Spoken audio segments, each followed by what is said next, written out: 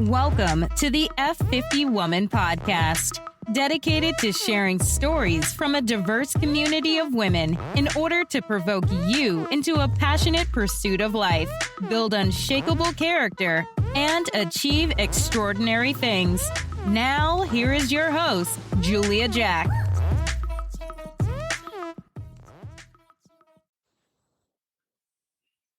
Hey, F50 Women. I am here with Regina Smithwick. She is a mom, the founder of Regina Smithwick Enterprises, a professional organizer, certified life coach, and the creator of Let's Talk, a talk show and a podcast. She's a motivational speaker and an author. Thank you for being here, Regina. Oh, no problem. Thank you so much for allowing me to thank you. I'm excited to hear about what you do, what you're passionate about. Can you give us a preview of who you were and how this all started and what you were like as a younger woman, what you wanted to be, so we can understand if you ended up being that and how that all worked in the transformation? Well, let's start where who I was. I was lost. That's who I was. I was lost.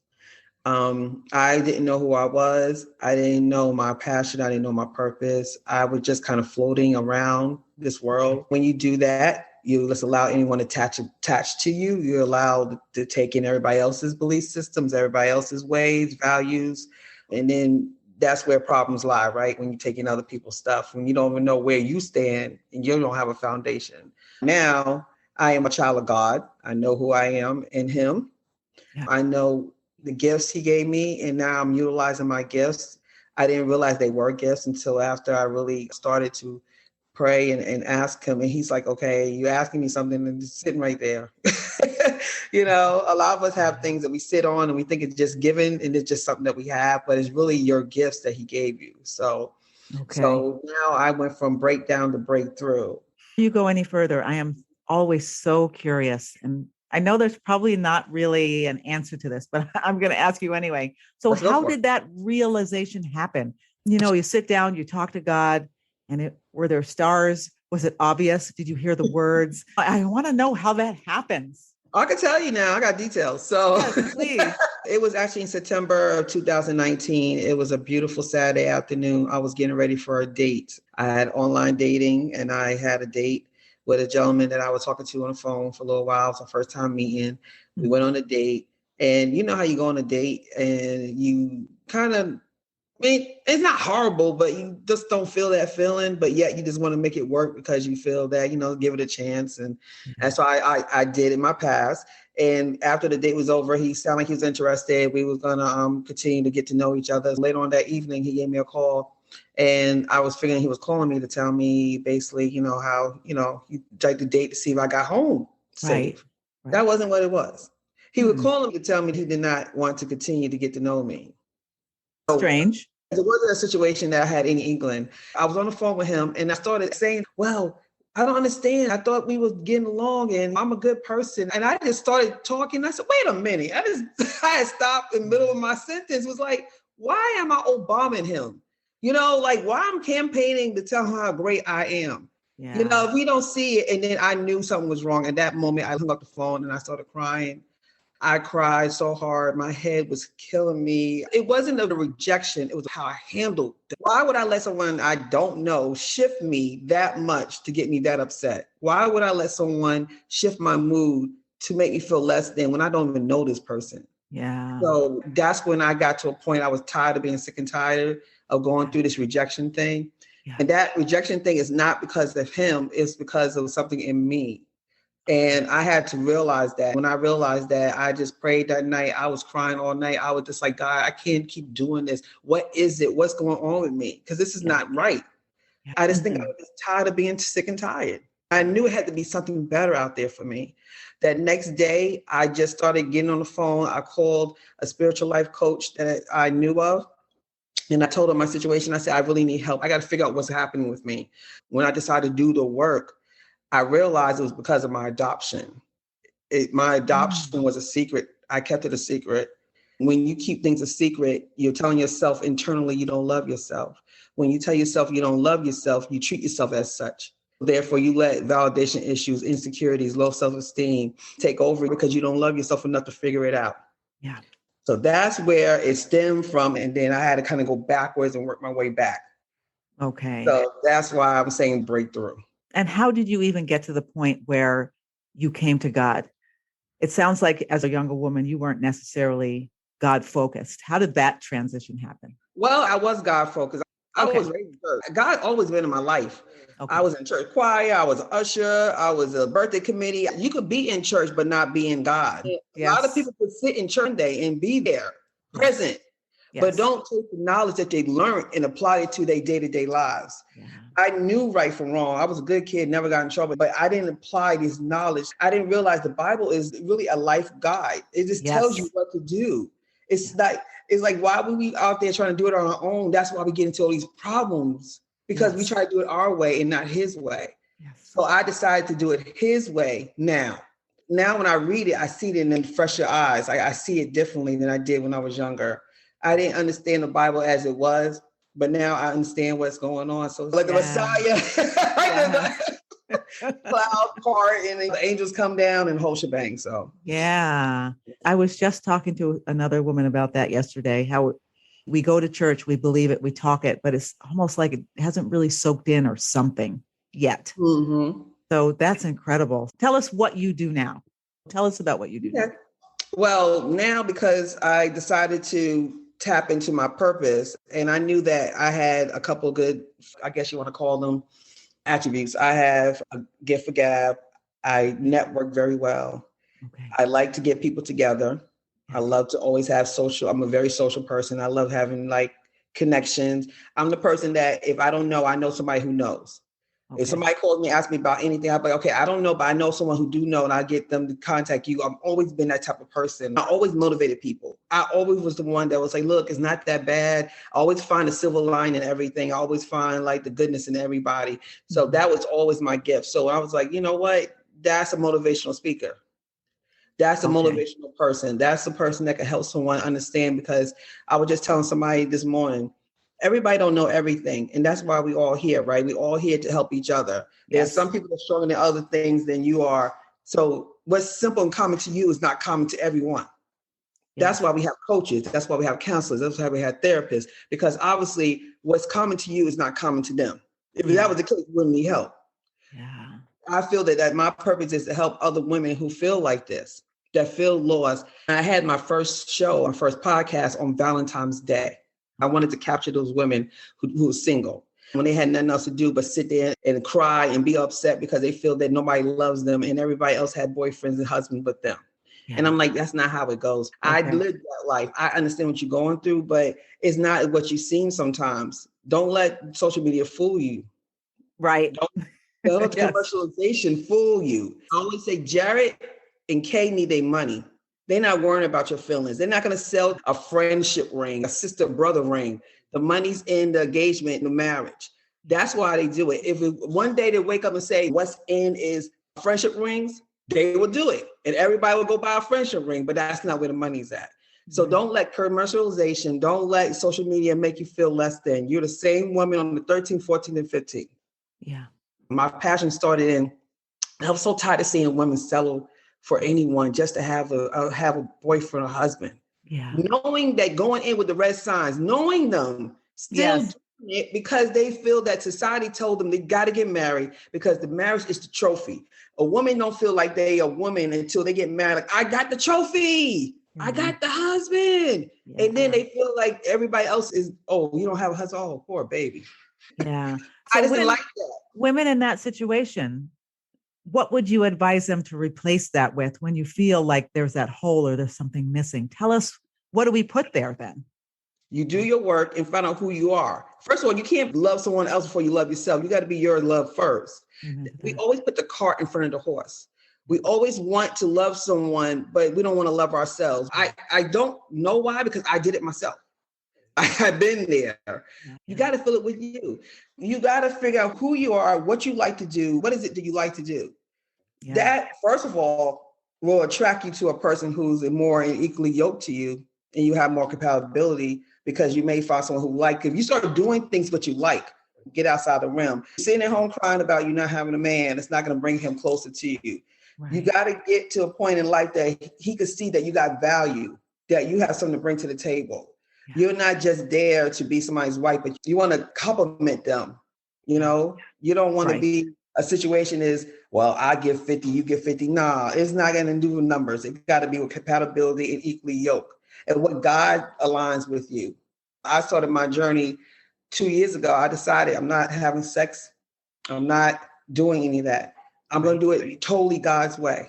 Yeah. If that's going to take longer than the average person, but when it happens, it's going to be, I'd rather have one right and go through 5 wrong. So how do you feel that decision to do it God's way has changed you? Tell us about how that feels and the benefits of it. Inspire us a little bit to do that. Because for some, they're like, yeah, whatever. I'll do it God's way for maybe 4 months. And then I'm going back to my way. And then after you go back to your way, you're going to be doing the same thing again and again and again. I'm tired. It's like you're hitting your head against the wall and expecting not to bleed. You're going to bleed. Every time. Every single time. Yes. And we think we're going to beat the system. We're going to figure that out. Yeah. I don't know. Well, I can't do that. Okay. Yeah. Go ahead and do what you do. No, I'm not judging nobody because I'm new for me. Right. So I'm learning just like everybody else. This is a new journey for me, but I decided to take it because I took the other road. I got sneakers. The sneakers are worn out. I got holes on the bottom of my feet. I'm done. I got to do it this other way. Yeah. I don't have no other choice because I've done it every other way but his way. Now let me give God his time. Yeah.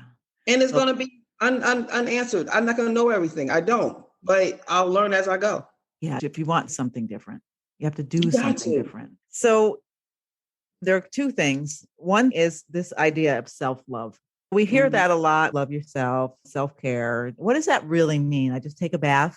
What does self-love mean? I look in the mirror and say, I love. What does that mean?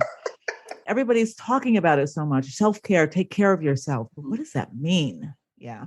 Well, the stuff you name, it's good to do. It's never going to hurt, but it's surface. It's very surface. It's only temporary. It's only going to last for that time frame that you do that. It's only going to last that day. You're going to feel it. But when you do that self-love hurts because you got to dig. You got to dig. When you dig with self-love, you got to love yourself enough to go through the pain and push through it. I had to say to myself, Regina, you have validation issues. Regina, you have low self-esteem. You didn't like the way your height, you didn't love your feet, you didn't love your lips, you didn't, I had to say this stuff out loud. At one point, I couldn't imagine saying what I just said out loud to you right this moment. I had to say, these are things that are wrong with me, but they're not. This is how God designed me. Right. So there's nothing wrong with me. It's something wrong with the way I'm thinking about me. Yeah. And I had to do that work. And when you do that work and push through, you're going to realize when you look back to the other side, it's like, oh, that wasn't even nothing. Like, why did I sweat that? Yeah. Why did I let this get to me? Now, because you asked earlier, but now I don't let things get to me like that no more because I understand what's happening. There's a lot of me's out here. There's a lot of people that's hurt. Yeah. Sometimes hurt hurts and sometimes hurt other people. Not like they trying to, but that's all they know. A lot of times our parents put belief systems in us. That's all they knew. Their mother knew. Then their mother knew. We are carrying traditions, good or bad. Yeah. I decided to stop taking in people's stuff and start thinking about why I do things. Though I don't like that because my mother and my aunts and everybody else didn't like it. I just said I didn't like it either. Right. Now, I'm going to tell you a little story. Mm-hmm. So this lady, not young, but younger woman, she was cooking Thanksgiving dinner. When she was cooking dinner, she broke the legs off the chicken and she put the chicken in the oven. Somebody asked her, well, why do you do that? She said, oh, my mom did that. And then, we always did. That's a tradition in our family. We always do that. Yeah. So it was like, ask the mom. So why do you do that? Like, well, my mom always did that. She always breaks the chicken legs off, puts it in the pan and pushes it in the oven. And it just tastes better, just the way our family does things. Mm-hmm. So they said, well, let's ask Grandma, why did she do that? Grandma, why did you break the legs? She said, because, baby, when I was younger, my oven was too small. So I had to break the legs off to put it in the oven. Didn't taste better or anything. 3 generations doing that and didn't even know why they did it. Yeah. Well, 2 generations. The 3rd generation knew, but they never asked. It wasn't nothing but logistics. She had a little oven. That was it. And she just let them do it and didn't even tell them why she did it. Yes. So imagine how many things that we have in us that we do and don't know why. do you love this stuff, or do you like this stuff? Or are you wearing stuff that you really want to wear? Or are you wearing what they told you you're supposed to wear? I banned heels. I'm done with heels. I'm not doing it no more. Okay. I did heels because that's what men like. That's where the society tells you should wear heels. You're supposed to look better, be sexier with heels on. My feet hurt.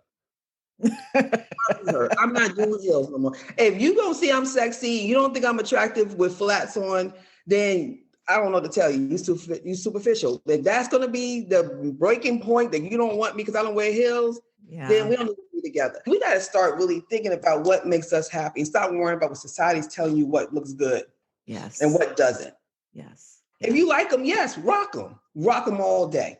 But if you don't, you shouldn't have to feel like I got to walk around my feet. I've been to so many functions. I see women walking out of the place with the heels in their hand. They can't even get back to the car. But who are you making happy? You're in pain. Right. So why are you in pain for people who don't even pay your bills or don't even care about why do we do that? I think it's mind blowing now. It's like the Matrix. You know how you listen in the Matrix and you wake up? Like when I went to my awakening, I call it the awakening, like 2 years ago, I literally was like, and I was just looking around at everybody like, oh my God, you got problems too. Oh my God, you don't know what's going on either. I realized the people that I put on these pedestals all these years are completely broken and don't know what's going on. I thought that I look at people and I judge people by how they look, who they with, what they job. And they go, oh, they got it going on. Oh, they doing this and that. And come to find out, when you really see what's happening, they have insecurities. So that's why they with these people, because they feel like these people make them better. This is why they're at that job, because they don't know who they are. Their title is who they are.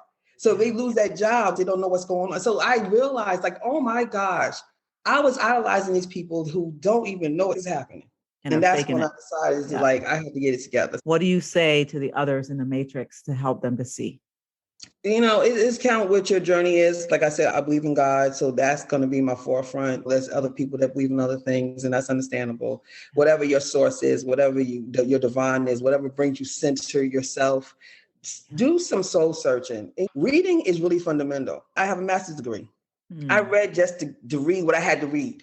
I didn't go deeper than what you asked me to do. But now I use Audibles a lot. I download books. I listen to them. There's so many books out there that really changed my life. That's the name of the book? 4 Degrees. 4 Degrees. Okay. 4 Agreements. Oh, 4 Agreements. That's a really good. Yeah. That changed me. And how did that change you? Because 4 simple things: do not take things personal. Yeah. He said in the book, if someone shoots you in your head, don't take it personal. It got nothing to do with you. It's got to do with the other person and how they feel about themselves. Yeah. When people cut you off when you drive and they flipping your finger, don't take it personal. They not happy. It's them. What people bring to you is who they feel about themselves. Yeah. So when you deal with nasty people, deal with people who are not happy, they're not happy in their own lives, and they got to take you with them. Yeah. So just pray for them and just say, oh, I feel bad for you. I see that you're upset. I see your life is not where you want it to be. Got nothing to do with you. That changed the whole way I looked at people. Because I'm a New Yorker. I'm clapping back. If you say something, I'm going to get you before you get me. That's how we roll. That's how we do it there. Right. See, I had to realize that's not how it works. Right. A lot of times you may look silly. You may look like somebody's getting over on you. You may look like they won this, I don't know, this pretend competition, whatever it is. Comes in, yeah. But it's not what it is. You got to stop worrying what people think. Your peace is so much important than trying to win this little crazy little battle going back and forth with someone. Yeah. As you get older, especially when you're in our 50s and older, stress will kill you.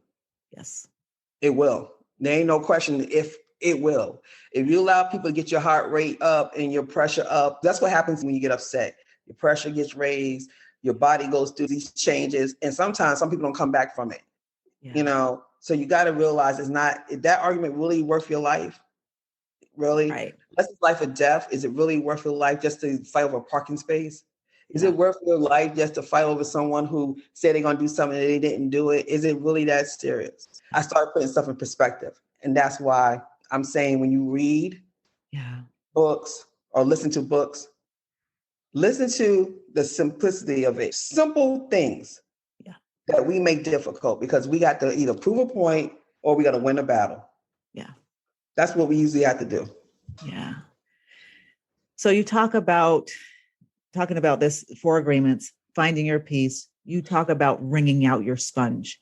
Does that have to do with don't take things personal and keep your peace? Tell us about what that means. Wring Out Your Sponge is a workshop / journal book that I have on Amazon. Okay. And what happened was I was doing my talk show one night and we were talking about something, and then it came up about a topic. And I said, well, it's like you have to wring out your sponge, because how can you absorb new information if your sponge is saturated with old belief systems and processes? My show host said, wait, what you just say? I said, wring out your sponge. She said, did you understand what you just said? You need to tag it, tweet it. The simplest thing makes so much. It made me realize everything you just said in that one little phrase, wring it out your sponge. Yeah. And I said, well, I never thought of it, but okay. And then I went home and really thought about it. And I said, I could really do something with this. That analogy really resonates with people. Yeah. So I decided to do a journal, and I wrote a journal about it. And then I have a course coming out that's going to help you wring out your sponge. So what we do is we acknowledge you're good. We acknowledge everything that you love and everything that is good about you. Then we acknowledge the stuff that you're not happy about and things you need to change. Then we work on it. So we bubble up that stuff first and get it to a point that you can acknowledge it. And when you acknowledge it, you tame that monster, and it's not as bad as you think it is. And then we tackle those. So we wring out the sponge. And at the end, we absorb new processes, new ideas, new belief systems, and we'll put that stuff in that make you really live in your purpose. So we get over the obstacles to be a better you, and then we get you to where the street of going to your purpose is, so you can start working on your purpose and why God really has you here. We are so wrapped up in all this foolishness. God, you're here for a reason. When you were birthed, you came with a purpose. Yeah. God don't have you walking in this earth just to play around. He has something for us to do. And it takes time, but we figure that out, and we do it in his word and his name. We go ahead and work it out. But you got to figure out what it is. Yeah. And do you think that's a cycle? So you wring out your sponge and you get to one place, and then you have to start back again and wring it out again to get deeper and deeper. Yeah. Right. And just count where you at in life. I could say do page 5 or do page 10. I can't really tell you that. You have to go where you go, because you're different than that person here and that person there. So you got to go where you're comfortable with, and then you gradually get deeper and deeper and deeper in it. And my book is repetitious. So it will have a section, and then it repeats that same section again, and then it repeats it again. So you can continue to learn how to do certain things. One thing is I have validation issues, and that was my thing. I needed a guy to tell me how beautiful I was, or I need you to tell me how great I am. And I realized I don't need you to tell me that, because I already know I am that. I don't need you to tell me that. So I work on that. Then I go back and say, well, I had low self-esteem. Let me work on that. So you can just break it down. Just like you said, just break it down. Yeah, just break it down. You talked about how you realized your gifts were already part of who you were. And that's how you got there. How do we get to the point where we can see our true selves and not the self after, say, you're 50 years old and you're still like, I don't know what I'm doing. How do you peel away all that stuff that somebody told you should be, or what social media or that title? How do you get to that part where you look back and you realize, you know what, that's what I'm good at. I've been doing it the whole time. How do we do that? Will that take us there? Yeah, because when you talk about how great you are and things that you love about yourself, see, we start off with that. So you write all that out. You literally write, what have I accomplished? What was my greatest moment? What made me smile? What makes me happy? What I love doing the most? And you take all those things and you have it like a whiteboard and you look at it. Now, my board was said, I love socializing. I love helping people. I love networking. I love motivating people. Then you say, okay, well, those things, what can you do with those things? Well, I could be a motivational speaker because I love to motivate. Yeah. I could actually work in the entertainment industry. I like networking, or I could work in a field that networking is really vital. I could have conferences because I love bringing people together and helping them. I could do the motivation. I could bring people together. We could come together. I could do everything in that one thing. That would satisfy me so much to have a conference, because I could do everything I love right there. Yeah. So that's how you start piecing it together. You start with single words And then you think about what you could do with those words that would make you happy. You say, well, I love reading. I love working out. You go, okay, you love working out. Do you love helping people work out, or you like working out by yourself? You like to help people? You ever thought about being a personal trainer or being a fitness instructor? You love reading. If you had a job being an editor or working at a newspaper or magazine, would that make you happy because you love reading? Yeah. And that could be something you love to do. Yeah. Did you ever think about that? People think this stuff is dream jobs. Like, oh, that wouldn't happen to me. That happens to people on TV. But if you are a reader and you love editing, you could work at these places and have your dream job and do what you do every day and love it. Yeah. We box ourselves. We don't see ourselves being bigger than where we at or where we see us around. That's why it's so important to network with people like you and me, people that would like the podcast and like to, help others. You need to network with people to keep your vibrations up to be able to do more. If you're the only person doing it, you're not going to elevate because no one's going to push you. Like I told you, I like your newsletter. I peeped that because that's how you should do it. That's how you learn stuff when you're around people that do what you do. That's true. And there's enough for everyone. You don't have to be, oh, I don't want them to bite me. That's not how it works. There's billions of people in this world. We are virtual. It's not your town. It's not your state. Yeah. We are virtual. You could touch billions of people with your podcast. It's enough for everyone, There is enough for everyone. And there are enough people to network with for everyone. So going back to that conversation you had with that gentleman that changed everything for you. Mm-hmm. If you had that conversation again, what would you say? You have to say something. What would it be? Say something? Okay. So you can't just hang up on him. No. If I had that conversation, that's a good question. If I had to see him again, I would tell him thank you. Okay. I would tell him thank you. Okay. Because God aligned you. The divine order is real. Yeah. He did his job. He did what he was supposed to do. He wasn't there to be with me. He was there to wake me up. I would say to him, thank you, because without what happened to me, I would not be where I'm at right now. I'll be on that next date doing the same dumb mess. But you waking me up by taking me to that point of no return. Yeah. So thank you. I will honestly thank him again. He changed my life. That's a literal wake-up call. It was literal wake-up. A wake-up call. Literally, he called me and woke me up. Yes, I'm sitting there telling somebody how great I am. What in the world? Let me get out this phone. And so everyone who's listening, what's your wake-up call? And don't miss it. If you met your younger self, go even a little bit further back, what's the one piece of advice you would give her? If I had met my younger self, I would have said in college in 1988, I was a virgin until I was 19 years old. Yeah. And I did what I thought everybody else was doing. Yeah. I didn't have that self-value to say, you know what, I don't care what they're doing. I'm doing what I'm supposed to be doing. It saved me a lot of heartache. I would tell myself to continue that path because greatness is going to happen and you're going to be rewarded for doing right. Don't worry about what everybody's doing. That's going to be temporary and it's not going to last. And as I'm 30 years out of college, none of it lasted. None of it. Everybody you thought they had it going on, none of them last. And they all did other things in life. I wish I could just take some kids and shake them. Be like, I know right now it seems like it's the end of the world, but I'm telling you, just give it 5 years, you're going to look back and go, what was his last name? You're not even going to remember his last name. I promise you that. So I would tell my younger self, continue what you were doing because you're doing right, Regina. Don't let nobody get you off your path. Yeah. But divine order in life brings you in places that those life lessons had to be taught to me because didn't know who I was because I was hiding my adoption. That wouldn't change. I would eventually got that way because I wasn't really right inside. Right. Yeah, that's what I was going to ask next.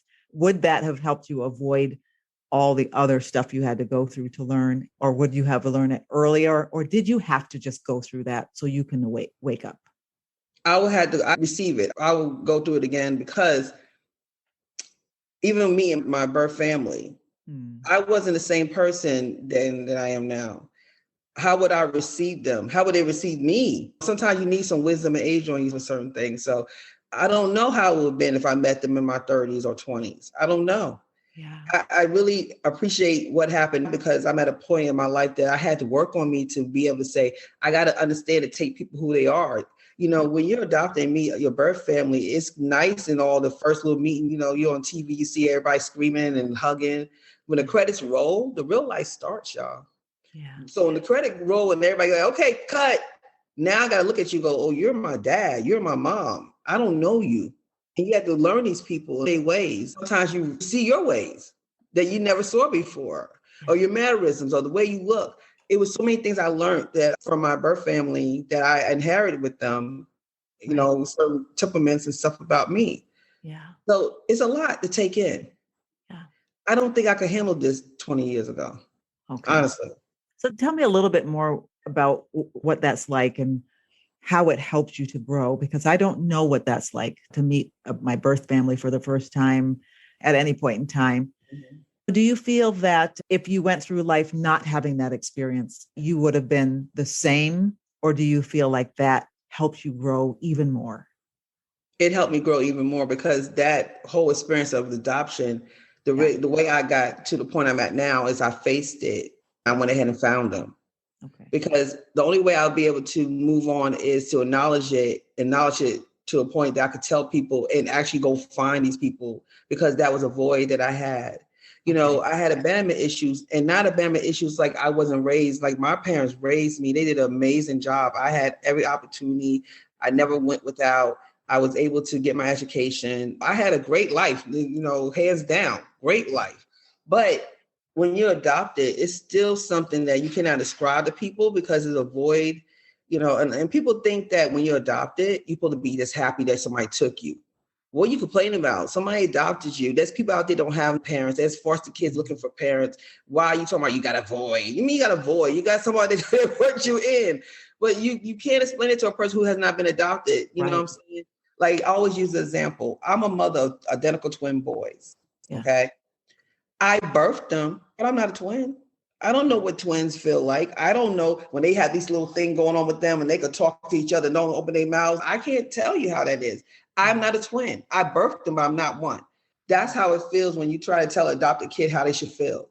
Yeah. Everybody's going to feel differently. Some adopted kids don't want to find their parents. Some of them do. Some of them scared. They want to, but they don't know the end result. Some of them say, I'll wait till my parents die because I don't want to show them that I didn't honor them by trying to find my other family. That's a lot of stuff that's happening with us. And that's another thing that I wrote a book about, my adoption, The Unknown Blessing. I wrote about my experience and was hoping to help other people. And I'm glad that God touched other people to call me and tell me this book really helped me. I'm going to go find my dad.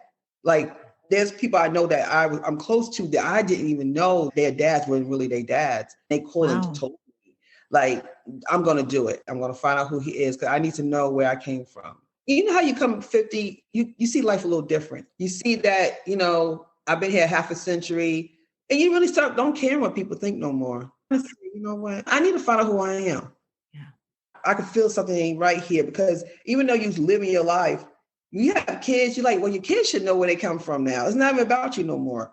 I need to know my medical history. Do we have problems that I need to get pre-screened for? Yeah. So many levels of adoption that a lot of people don't talk about. They just talk about you adopted this baby and they happy. Then they talk about, you found your birth parents, you're happy. There's a middle. That's a lot of middle that people are not talking about. Yeah. And then you wonder, I have 3 or 4 adopted friends and we all got the same issues. We all have validation issues. We all got abandonment issues. We all been divorced. We all had low self-esteem. Wow. Because think about it. One of Joy Brown, she's adoptee and she's an advocate for adoption. She's a beautiful woman. She was on my show.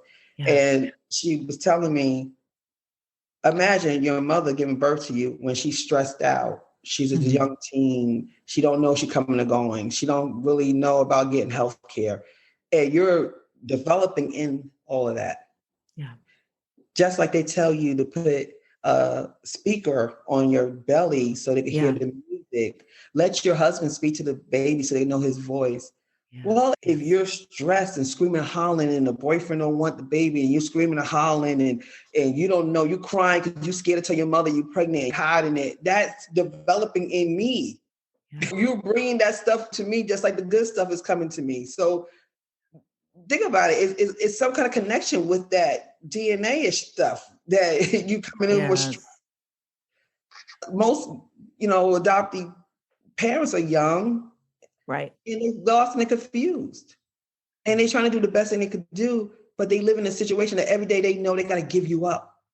Mental psyche's happening. They feeling you move, but they know they got to apart from you when they give birth to you.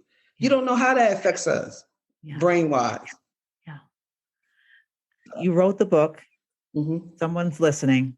They're 50 or over, and they haven't told anyone. What would you advise them to do? Tell yourself first. Accept it to you first. Tell yourself. A lot of times we keep going. We know that we don't look like these people, but we lie. I lied because my grandma was tall. Because I'm the tallest in my family. I'm 5'10". My dad is 5'8". My mom's 5'2". None of the men in my family is tall. I'm taller than most of the men in my family. There's a couple of them that's tall. And I used to say, oh, I look at my grandma's side. My grandma, because my great uncles on my grandma's side are real tall. I just claimed them as, the reason why. So I've been lying to people all my life. Yeah. And it sounds like lying to yourself is the first step, or the hardest step, or the most crucial step to make. Because after you get yourself together, telling everybody else is fine. That's easy. Yeah. You have to tell yourself that first and accept that you are. And it's nothing wrong with it. I had nothing to do with that. I was a baby. Right. I accepted this like I did something. I didn't do anything. Yeah. My mother couldn't do what she had to do, and that's understandable. And I love her for what she did. Yeah. I think that's the hardest thing you could do, because I've been pregnant and I get it. I couldn't imagine giving birth to my kids and they say, here you go. Yeah. I couldn't imagine, but she did it because she knew that I would have a better life, and she knew that she wouldn't be able to provide for me in a way that she would want me to be provided for. She named me Regina. She named me Queen. I decided to start acting like a queen, put on my crown, tilt it and rock. Let's make this happen, because I'm not going to disappoint her, because she named me Queen for a reason. Yeah. And I had to start acting like one and stop sitting here acting like I don't deserve this. I'm sad and I'm talking about, I wish I was like this person. I wish I was like that. Always want to be like someone else. I'm good enough for where I am. I don't need to be like nobody. I don't want to be like nobody. I want to be Regina, the one that is named Queen. I'm going to act like that. I'm conduct myself as such. Yeah. So I didn't meet my birth mom. She passed away before I got a chance to meet her. Wow. But my way of honoring her is to live the life that she dreamed for me to live by naming me Queen. Okay. So that's what I'm doing now. Yeah. So for all those moms who gave their children up for adoption, you didn't get to meet your mom. She passed away before she met you. What would you advise those moms who gave their children up, whether it's a closed adoption or open, what would you advise them to do should they ever meet or not get to meet their children? I'm purposely not guiding that question because I want to see what you say. I believe that if you're a birth mom, it's different than it was when I went through it, because I was born in the 70s. Yeah. But lately, open adoption is the end thing. Usually the birth parents are involved with the children's lives. They know them. They kind of raise them together. So I would say if you were one of those back in the days that had a closed adoption, as a birth mother, I would say to you is kind of step outside of you and try to reach out to them. Try to find them, because a lot of times they're scared. They're scared. They think you're going to reject them. They're scared because they think you're mad at them because of what they did. You'll be surprised of what could happen in the relationship you could develop with your children. Even if they've grown, I'm literally, as I speak to you, I'm at my dad's house, my birth dad. We have a great relationship from day one. We visit each other all the time. Like I said, I'm here visiting him now. We learning each other. Right. And, he loves me. I love him. And, he wasn't there to raise me. He met me at 50 years old.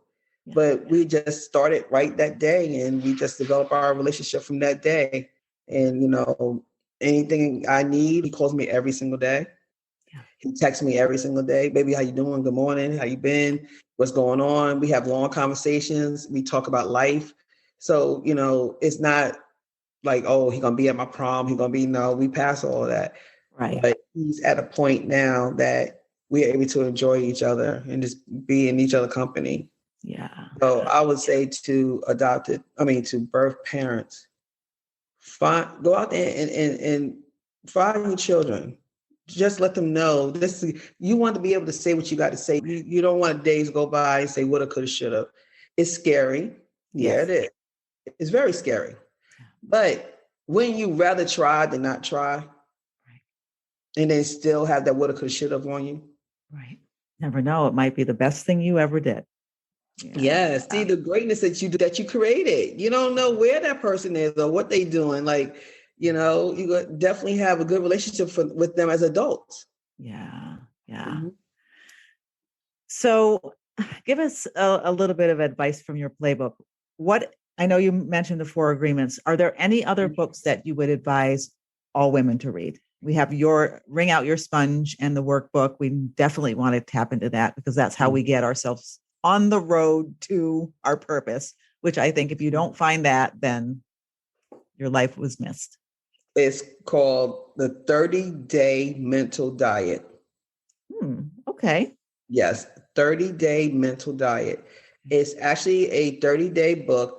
It only takes you 5 minutes to read in the morning, 5 minutes to read at night. You got to write a couple of sentences of what they ask you to do. I won't tell you everything, but I can tell you, it tells you who you are in the universe that we live in. It tells you how important you make this universe. Every single person is the reason why we're here. We all make this world go around. And it explains how important you are. It tells you that you are someone and you are here to serve this world. I would recommend that book because if you don't know who you are, it starts telling you and guiding you in a way to figure out who you are. That's the beginning stages of my healing. That was the first thing I read. My life coach, that's the first book she gave me. Okay. And we talked about it every week and every chapter. It made sense. I started feeling better about myself. I started realizing that God has me here to do something. What's my job? What I got to do? You know, now I find a reason to do because I'm like, oh, this is what he wants me to do. Right. So I would say that. Now, the other book that I read was by Yvonne Orji. She's the Insecure co-star, Issa Rae's co-star. Yeah. Her name is Yvonne Orji. And she wrote a book about Jesus bamboozled me into my perfect life. I think it's the main title of the book. I had download on Audible. That book, man, I would say to anyone who want to be entertained, someone that knows the Bible, but really she breaks the Bible down in today's terms and today's language and lingo. And she's cool. She's hip hop. She's R&B, and she breaks it down in a way that you get it. She tells the stories in the Bible in a way that you like, we were rocking, we were going over here. We tried to do this, like the way she talks, it will resonate to a lot of people who don't really know the Bible. And she kind of tricks you into learning the Bible and the story she tells about her life. And she basically tells you, trust God's divine order, trust the process. Yeah. Things are not going to always happen the way you want it, but those things that didn't work out for you now, 4 years from now is going to actually be the reason why you got there, because you're going to meet a person who you think is not important, but you just met them for that brief moment. But that person is going to be the one that's going to elevate your career over here 5 years later. She tells you things that happened to her and how that she didn't understand what happened and why she ended up being broke and why she ended up losing. But she had to lose because she had to move over here at this other place that she met someone else, that the one that helped her get where she had to go. It's amazing. That book is amazing, hands down. Okay. I would recommend that. This bamboozled me. Yeah. Mm-hmm. I'm going to download that on Audible right now. I'm telling you, I couldn't stop listening to her. Every story she told is amazing. She does a great job telling it. I recommend that to anyone. I wish I could meet her in person. I'm going to meet her one day. I just want to tell her, Yvonne, that book was slamming. I can't wait to listen. You got to put this as an advertisement for her book. This is great. Yeah. It was a good surprise. Okay. What other things are there left for you to learn? Do you feel that there's a crevice or a nook or a cranny that you still have to dig out? And if so, if you want to share that with us, please share it with us. Oh, yeah. I still want to learn. I want to get deeper with me. I want to get deeper with God. I'm scratching surfaces and I'm getting deep. Always believe that I lived this life for 50 years. It's going to take me years to figure this thing out too. It's not going to happen overnight. But every day I feel better and better. I'm optimistic. I know My future is going to be bright. I'm looking forward to doing all this stuff on a whole nother level. Next year, this time, I'm be somewhere that I dreamt of.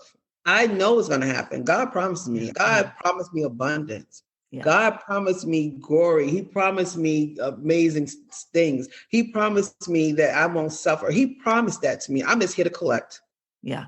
I'm here to collect. Yeah. He already told me I have it. I'm just here to collect. It's going to happen. People are like, oh, so no, it's going to happen. I can tell you what I want, and I can tell you the end result. That middle, that's him. I can't tell you how to get there. Now he's like, well, I thought you said you're going to get it. You lost money here, or you didn't get this. That's part of the process. Yeah. You're going to go through things, ups and downs, valleys, but you know the end result, you're going to get what you're supposed to get. But you got to, that's how that book shit, I'm telling you, get that book. Yeah. That middle is what people always trying to maneuver. You got to leave the middle alone. Just tell him what you want at the beginning. Tell him how you want your end, and just go through the journey. Let him do the impossible. You do the possible. That's all you need to do. Let him do the impossible. Stop trying to control everything, and then it'll work out. I had to learn that. Can't control that. That message that so many women need to hear. That's the message that I need to hear, because we're just trying to control the middle. Because, if we just do this over here, that'll get me there. And he's just like, but he's telling you, no idea what I want $1,000. I just want $1,000. But he's like, I could give you $1 million. Why you just want 1,000? Oh, because that sounds about right. But 1,000 sounds good. Where you get that from? Who told you 1,000 sounds good? If that's all you want, you sure? I have $1 million right here. You're worth this. You know that, right? Why do we limit ourselves? Why do we tell ourselves these things? Because we try to figure that middle out. Well, I think we're going to get about 1,000. How do you know that? Yeah. Why don't you just say, I want abundance? Yeah. I want abundance. I want what you know in my heart that I need to help others. I had to get myself out of that mindset to feel like I got to humble myself. Oh, Lord, I don't need all that. I just need enough to live, just pay my bills. Right. But how can you help other people? If you're telling the Lord that you out here try to help people, the world works with money. You need money to help others. Yeah. So if you keep downplaying everything, you're not going to be able to help the people that you really want to help. You have to have abundance to give back. That's how this works. Yeah. I want everything. I want every dime, because I know with the money I get, I promise you I will do right and I will help other people. But I need that abundance. Yeah. Let it happen how it's going to happen. That doesn't mean you just need to go play the lottery every day. You might have a benefactor. You don't know where it's going to come from. And that's the scary part, right? Yeah. People get scared because they go, well, I can't see that happening. Okay, so let me tell you what Proverbs 3, 5, and 6 says. Yeah. Not lean on your understanding. Trust in God with all your heart, and he will straighten out your crooked path. Lean on his understanding, not yours. Your understanding is this big, his is this big. Yeah. You're not going to see how you could get that. But he already has the roadmap, and he already telling you you're going to get it. Just complete, and you learn lessons during that. Because sometimes, like you said about the lotto, how many people win the lotto in about 2 or 3 years they broke? Yeah, percentage. It's very high. And the reason why they're broke is because they didn't go through things to learn lessons to know how to receive that money at the end. Sometimes you ask for certain things, God give it to you, right? Mm-hmm. I want to win the lotto. Okay. You win the lotto. You're the same person before the lotto. You ain't going to do nothing different but be the person with the lotto with more money. You're going to spend the money because you haven't learned anything. When you do learn something and you get that abundance, you know how to manage it correctly, you'll be able to do what you got to do with it. Money doesn't solve everything. Right. It's the mindset. Yeah. And when you receive it, you can multiply it and do right by other people instead of just furnishing you and doing for you. Yeah. And then it comes full circle right back to where you started. You got to wring your sponge. You got to change your mind. You got to know yourself and find your purpose. Find your belief system. And reinvent your belief system, because your belief systems is mostly on other people, what they told you you're supposed to live. Yes. Yes. Mm-hmm. And I could say probably if you haven't realized that yet, your belief system is really been programmed by the world or somebody else. If you don't realize that, that means you have been living somebody else's belief system. Yes. I love it. One is, how can all of my listeners get in touch with you after this podcast is over? Well, you can get in contact with me. Everything is Let's Talk 1943. Okay. So you can reach me. I have my YouTube channel. Same thing. Let's Talk 1943. My Gmail is the same thing. Let's talk 1943@gmail.com. My website is www.letstalk1943.com. You could reach me at all those. And if you want to about my Ring Out Your Sponge workshop, it's on my website. The journals are all on Amazon. My book and my 3 journals are on Amazon. So if you want to check that out, you can. My name is Regina Smithwick. You could just pull that name in there and it'll pull up all my books. That's how you can reach me. You have found yourself. You found your purpose. God has blessed you with abundance. And God says, well done, good and faithful servant. Mm-hmm. You're about to leave, and he's going to give you one opportunity to leave a message for the world. What would that be? Trust the process. Stop trying to figure it out on your own and trust the process. He will do you right if you trust him. Thank you so much for being here. No problem. Thank you.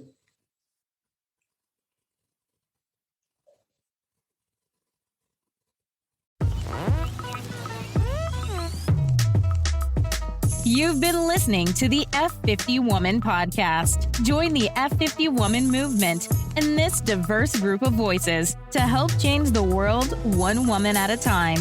Why should you join at your age? Because we're not done yet.